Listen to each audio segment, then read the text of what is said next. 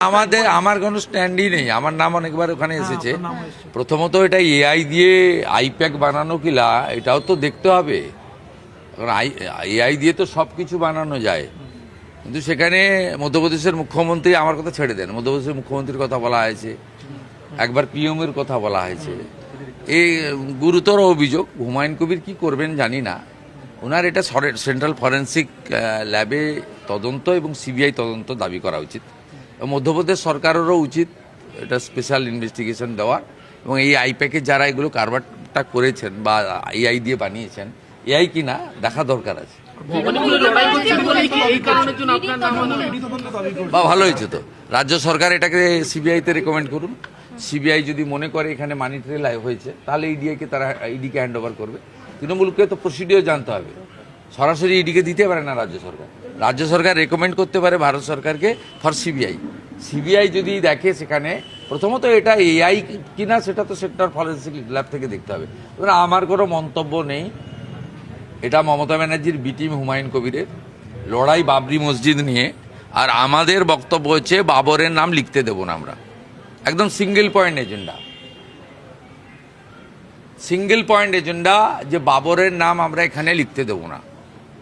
হিন্দু মন্দির বানাক, মুসলমান মসজিদ বানাক, উই হ্যাভ নো অবজেকশন, কিন্তু বাবরের নাম লিখতে দেব না। বাবর মোগল পাঠানরা ভারতকে লুট করেছে, ধর্ম পরিবর্তন করেছে, মন্দির ভেঙেছে, মা বোনের ইজ্জত নিয়েছে, তাদের কোনো ক্ষমা নেই। আর এগুলো কমপ্লিটলি তৃণমূলের এ টিম বি টিম, এরা সমানে ভারতীয় জনতা পার্টির বিরুদ্ধে বক্তব্য রাখে এবং ভারতীয় জনতা পার্টির সম্পর্কে তার আদর্শ, তার বিচারধারা নিয়ে প্রশ্ন তোলে। ওরা ওদের নিজেদের মধ্যে লড়াই, আমাদের মধ্যে এর বিষয়ে সময় খরচ ব্যয় করাই উচিত না।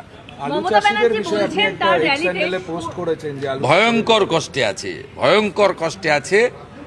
আলু চাষিদের সর্বনাশ করে দিয়ে গেলেন এই মহিলা, মানে এই মুখ্যমন্ত্রী মাননীয়া মমতা ব্যানার্জি আলু চাষিদের সর্বনাশ করে দিয়ে গেলেন। আমরা কথা দিতে পারি বিজেপি এলে আলু চাষিদের এই দুর্দশার সামনে পড়তে হবে না। মমতা ব্যানার্জি বলছেন তার র্যালিতে নাকি শুধু সরু দড়ি দেওয়া হয়, কিন্তু বিজেপির যদি র্যালি হয় তখন নাকি বিশাল ব্যারিকেড দেওয়া হয়। মানে কি বলতে, যাতে লোক সংখ্যা নিয়ন্ত্রণ করা সম্ভব না হয়, মানে মমতা ব্যানার্জির র্যালি। আচ্ছা, মানে মোটা দড়ির দাবি করছেন? না না, আমি কেন পাঠাতে যাব? উনি কখনো বলছেন আমার কাছ থেকে সব কেড়ে নিয়েছে, আবার কখনো বলছে ওই অ্যাডভোকেটকে আমার সিআইডি গ্রেপ্তার করলো। উনি নিজেই তো পরস্পর বিরোধী কথা বলছেন।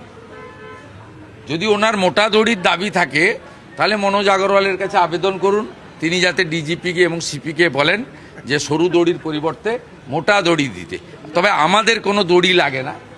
আমার নমিনেশন ফাইলের দিন অমিত শাহজির সামনে কলকাতা পুলিশ দড়ি ঘিরে যাচ্ছিল, অমিত শাহজি উপর থেকেই নির্দেশ দিয়ে দড়ি সরিয়েছেন, আপনারা দেখেছেন। বিজেপির দড়ি টড়ি